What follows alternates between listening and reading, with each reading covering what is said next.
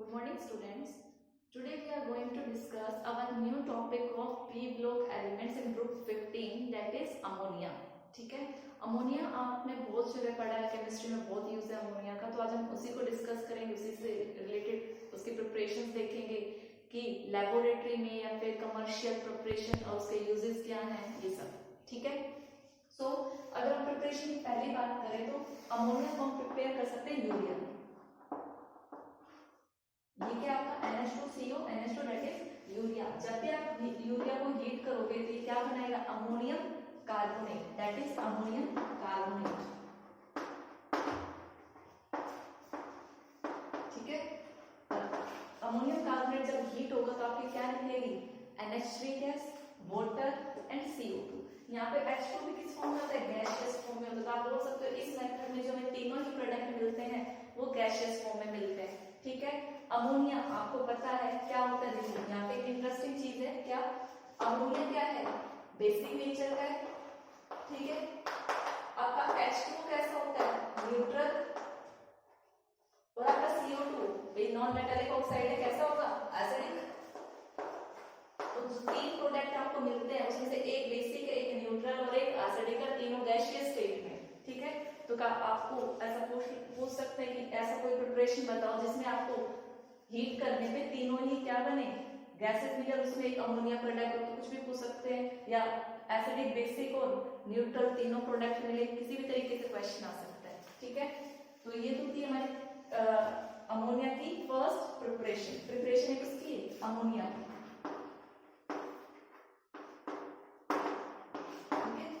Second preparation है क्या, ammonium chloride, NH4Cl, that is ammonium chloride को आप हीट करोगे तो आपको अमोनिया गैस मिलेगी और HCl मिलेगा.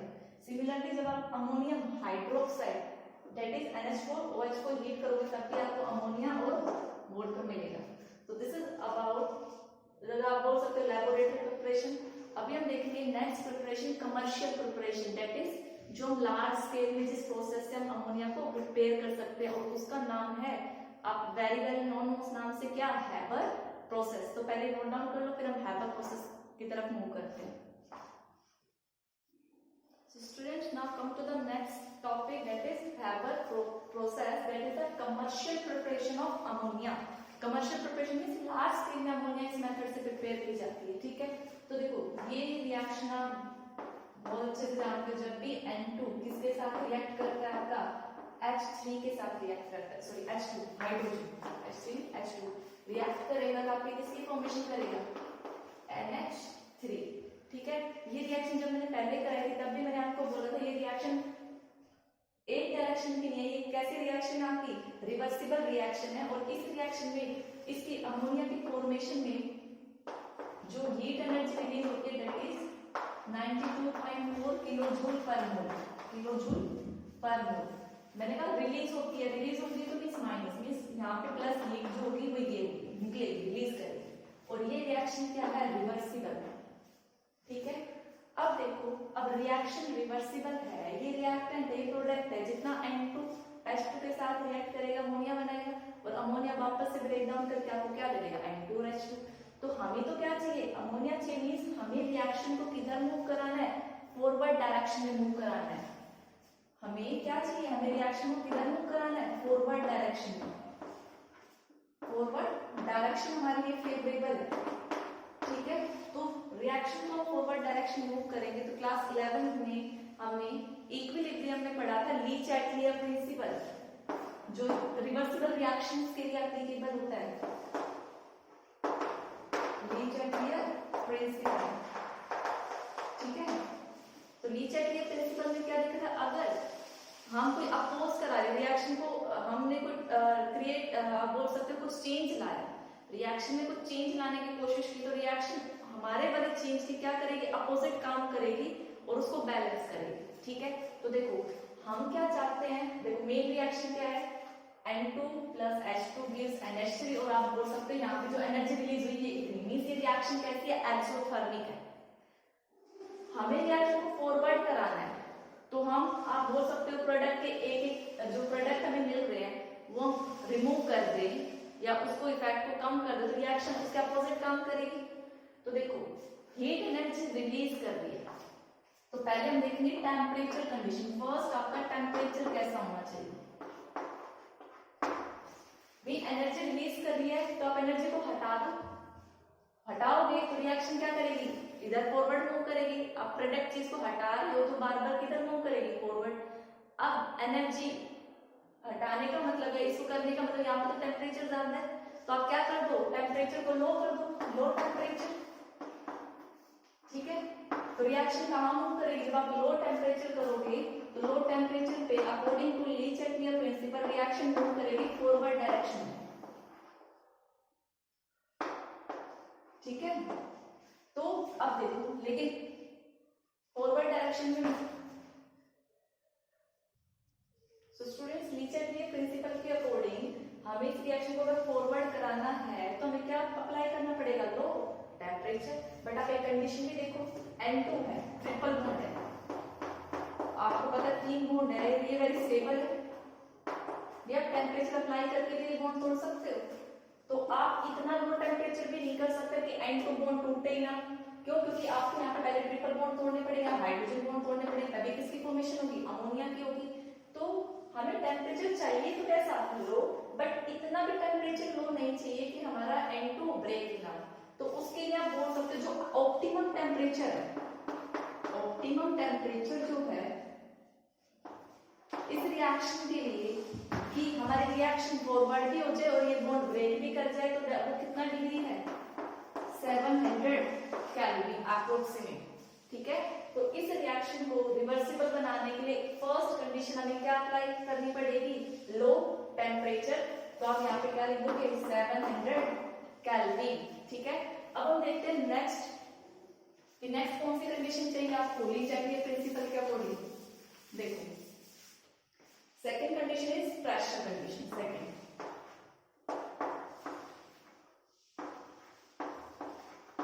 प्रेशर कैसा होना चाहिए, देखो इस रिएक्शन को अगर मैं बैलेंस करूं तो कितना आएगा, इधर 3 आएगा और इधर कितना आएगा, 2।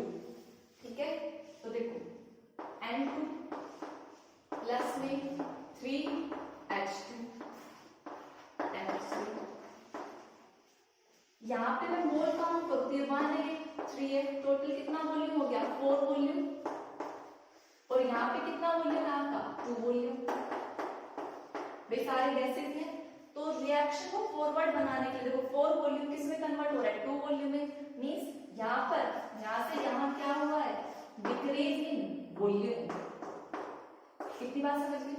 अब देखो डिक्रीज इन वॉल्यूम है तो क्या होगा, प्रेशर क्या होता है, आपने पढ़ा था pressure is inversely proportional to volume होता है। प्रेशर बढ़ाओगे, आप खुद ही सोच के देखो, प्रेशर जैसे को कंप्रेस करोगे तो वॉल्यूम डिक्रीज करेगा। तो देखो रिएक्शन फॉरवर्ड कब हो रही है, रिएक्शन की फॉरवर्ड कंडीशन बताओ, फॉरवर्ड कब हो रही है, जब वॉल्यूम क्या कर रहा है, डिक्रीज कर रहा है। और वॉल्यूम को डिक्रीज आप कैसे कर सकते हो, प्रेशर को इंक्रीज करके। ये कंडीशन कैसे अप्लाई कर सकते हो, टू इंक्रीज प्रेशर। तो हमें इस रिएक्शन के लिए जो प्रेशर है वो कैसा चाहिए, हाई। प्रेशर कैसा चाहिए, हाई। और वो अप्रोक्सीमेट कितनी वैल्यू, क्या कितना बोलोगे आप, 200 atm। ठीक है, तो समझ में आया टेम्परेचर का। ये टेम्परेचर में पहले क्या था, प्रेशर में क्या है, यहाँ पे आपका कितना है, 1 + 3 टोटल 4 वॉल्यूम, प्रोडक्ट में कितना है, 2 वॉल्यूम। तो 4 से कहाँ जा रहा है, 2 में। हमें तो इधर मूव करना है, हमें डिक्रीज वॉल्यूम की तरफ मूव करना है। तो डिक्रीज वॉल्यूम के फेवरेबल कब होगी, जब प्रेशर क्या हो ज्यादा, तो हम हाई प्रेशर अप्लाई करेंगे। हाई प्रेशर ये रिएक्शन कितने पे हो जाएगी, 200 atm एटमॉस्फेरिक प्रेशर पे हो जाएगी। तो सेकंड कंडीशन जो हमारे प्रेशर की, हमें क्या चाहिए, हाई प्रेशर चाहिए। तो आप ऊपर रिएक्शन में क्या लिख सकते हो, रिएक्शन में क्या लिखोगे कि 700 केल्विन और प्रेशर कितना, 200 atm। ठीक है, इसके बाद हम थर्ड देखेंगे। ये रिएक्शन ऐसे तो होगी नहीं, इसको किसी न किसी कैटलिस्ट की भी जरूरत होगी। थर्ड कंडीशन कि हम कैटलिस्ट क्या यूज करेंगे। ठीक है, तो इस रिएक्शन को और अच्छा, या हमने कहा था देखो N2 स्ट्रॉन्ग बॉन्ड है, इतनी कंडीशन अप्लाई कर रहे थे, रिएक्शन विदाउट कैटलिस्ट तो नहीं होगी। ठीक है, तो अगर कैटलिस्ट यूज होगा तो कौन सा कैटलिस्ट यूज होगा, आपका कैटलिस्ट यूज होगा आयरन ऑक्साइड Fe2O3। यहाँ पे किसका काम कर रहा है, कैटलिस्ट का काम कर रहा है, और इसके साथ साथ थोड़ी बहुत इंप्योरिटीज किसकी चाहिए, एल्यूमिनियम ऑक्साइड Al2O3 प्लस में पोटेशियम ऑक्साइड K2, थोड़ी बहुत इनकी प्रेजेंस में चाहिए, लेकिन मेन कैटलिस्ट Fa2O3, और इसी में एक हम मोलिब्डेनम भी डालते हैं, MO इज मोलिब्डेनम, जो बताओ किसकी तरह काम करेगा आपका मोलिब्डेनम, मोलिब्डेनम काम करता है प्रमोटर की तरह, वो भी रिएक्शन को प्रमोट कराएगा, ठीक है। तो इस रिएक्शन के लिए कैटलिस्ट कौन सी चाहिए, Fa2O3, और इनके साथ साथ किस किस की प्रेजेंस चाहिए आपको, Al2O3 और K2, और मोलिब्डेनम एज ए प्रमोटर, ठीक है। कैटलिस्ट का रोल पता है, कुछ रिएक्शन में यूज नहीं होता, लेकिन रिएक्शन को थोड़ा स्पीड अप करा देता है, ठीक है। तो आपका हैबर प्रोसेस में 3 कंडीशन रिक्वायर है, कौन कौन से, temperature is 700 kelvin, pressure is 208, atmospheric pressure of catalyst iron oxide, और Al2O3 K2 की थोड़ी बहुत इंप्योरिटीज, ठीक है, और मोलिब्डेनम किसका काम करता है, प्रमोटर का। तो this is all about the Haber process. काफी बार बोर्ड एग्जाम में आ जाता है एक्सप्लेन हैबर प्रोसेस, तो you have to first you have to write the equation, and according to Le Chatelier principle you have to explain all these conditions, और remember that this is an exothermic reaction, this amount of heat energy is released, ठीक है, note down. Students next come to the properties part of ammonia. तो देखो हम properties discuss करने वाले, properties से पहले आपको एक स्ट्रक्चर भी पता होना चाहिए अमोनिया का। अमोनिया का फॉर्मूला क्या था आपका, NH3, और एक लोन पेयर होता है इसमें, ठीक है। स्ट्रक्चर की बात करें, स्ट्रक्चर कैसा होता है इसका, पिरामिड स्ट्रक्चर होता है, थोड़ा नीचे भी देखते हैं, गला नहीं देखते। अमोनिया का आपको ये स्ट्रक्चर वेल नोन है, बहुत बार हम एक्सप्लेन कर चुके हैं। इसमें 3 लोन पेयर है, एक ये क्या था लोन पेयर। नाइट्रोजन की हाइब्रिडाइजेशन की बात करें तो क्या है, sp3, और स्ट्रक्चर की बात करें तो पिरामिड स्ट्रक्चर, ठीक है। प्रॉपर्टी बहुत सिंपल सी है, इक्वल कलरलेस गैस होती है, और इसकी पंजेंट स्मेल है, बहुत ही तीखी स्मेल है, यूनिक स्मेल है, ठीक है।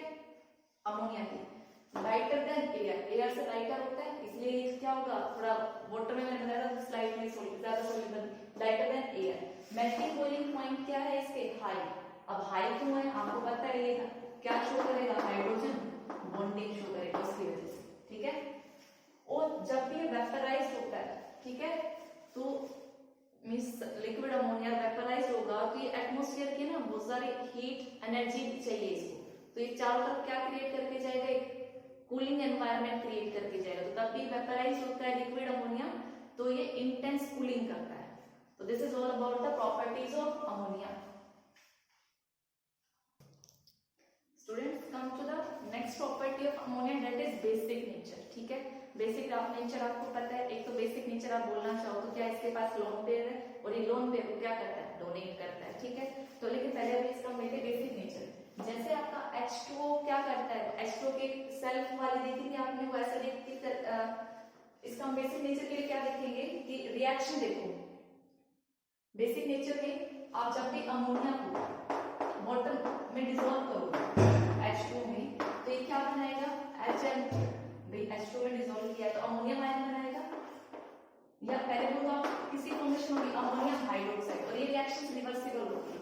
अब ये अमोनियम हाइड्रोक्साइड क्या रिलीज करेगा, NH4 पॉजिटिव आयन और OH नेगेटिव, और आपको पता है जो भी सॉल्यूशन में आपको क्या दे, OH नेगेटिव दे, वो क्या होता है, बेसिक नेचर होता है। इट मींस आपका अमोनिया किसकी तरह काम कर रहा है, बेस की तरह काम कर रहा है, ठीक है। इसी में दूसरा हम देखें तो अमोनिया यूज किया जाता है डिटेक्शन ऑफ मेटल के लिए। अगर आपको किसी चीज में मेटल का डिटेक्शन करना है, डिटेक्शन ऑफ मेटल,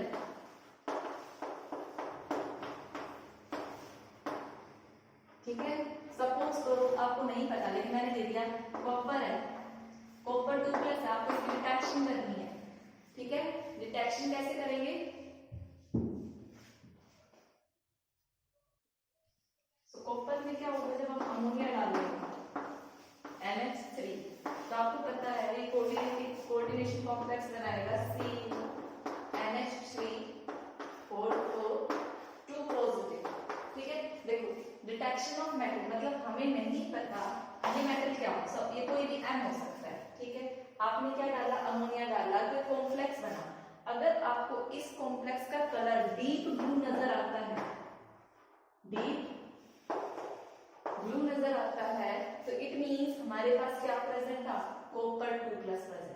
ठीक है, सपोज करो आपके पास सिल्वर प्रेजेंट है लेकिन आपको नहीं पता कि सिल्वर है या नहीं है। ठीक है, आपने उसमें क्या किया, सिल्वर आयन मतलब कोई भी मेटल आयन है, ठीक है, आपने अमोनिया डाला, जो सिल्वर, जैसे सपोज करो सिल्वर क्लोराइड, तो आपको पता है सिल्वर क्लोराइड में क्या होता है, पॉजिटिव, और सिल्वर क्लोराइड किस कलर का होता है, व्हाइट कलर का। तो सपोज आपके पास सपोज कोई व्हाइट कलर की चीज थी, आपने उसके अंदर अमोनिया डाली और उसने एक कॉम्प्लेक्स बनाया AgNH3